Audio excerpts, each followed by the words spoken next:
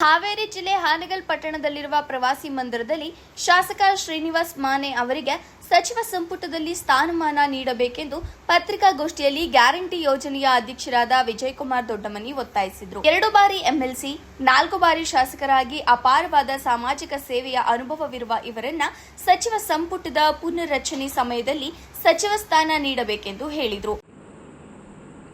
ಜನರ ಪ್ರೀತಿಯನ್ನು ಕರೆಯಲಿಕ್ಕಂತ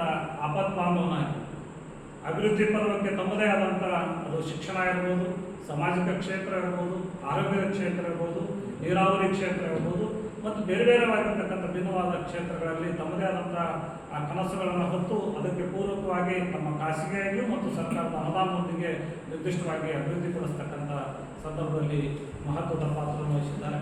ಈ ಸಂದರ್ಭದಲ್ಲಿ ಪರಶುರಾಮ್, ಕಂಡೇನವರ್, ಗುರುರಾಜ್, ನಿಂಗೋಜಿ, ವಸಂತ್ ವೆಂಕಟಾಪುರ, ಮೇಕಾಜಿ ಕಲಾಲ್, ಖಂಡೋಜಿ, ಬ್ರೆಸ್ಲೆ, ಇರ್ಫಾನ್ ಮಿಠಾಯಿಗಾರ್ ಉಪಸ್ಥಿತರಿದ್ದರು. ವರದಿ ಮಯೂರ್ ರಾಯ್ಕರ್, ಹಾನಗಲ್, ಶ್ರೀ ಟಿವಿ ನ್ಯೂಸ್.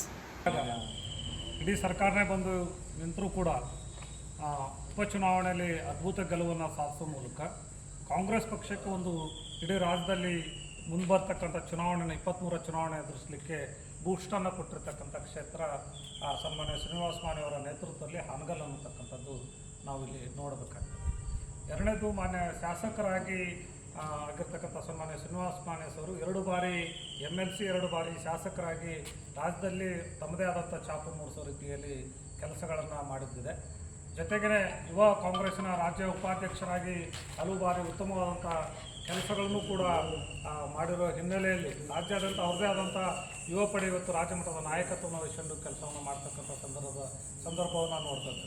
ಕ್ಷೇತ್ರದಲ್ಲಿ ಬಾಂಧವರಾಗಿ ಜನರ ನಡುವೆ ಒಳ್ಳೆಯ ಕೆಲಸಗಳನ್ನ ಮಾಡ್ತಕ್ಕಂಥ ಮತ್ತು ಜನಪರ ಆಯೋಗ, ನೀರಾವರಿ, ಬೇರೆ ಬೇರೆ ಕ್ಷೇತ್ರಗಳಲ್ಲಿ ತಮ್ಮದೇ ಆದಂಥ ಛಾಪನ್ನು ಮೂಡಿಸಿದ್ದನ್ನು ನೋಡ್ತಾ ಇದ್ದೇವೆ.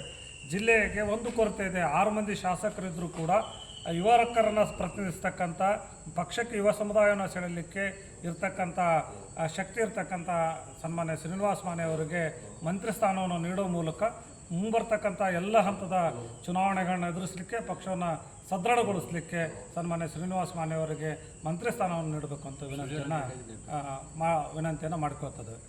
ಹಾಗಾಗಿ ದಯವಿಟ್ಟು ಸಚಿವ ಸ್ಥಾನವನ್ನು ನೀಡಬೇಕು ಅಂತ ವಿನಂತಿಯನ್ನು ಮಾಡ್ತೀವಿ.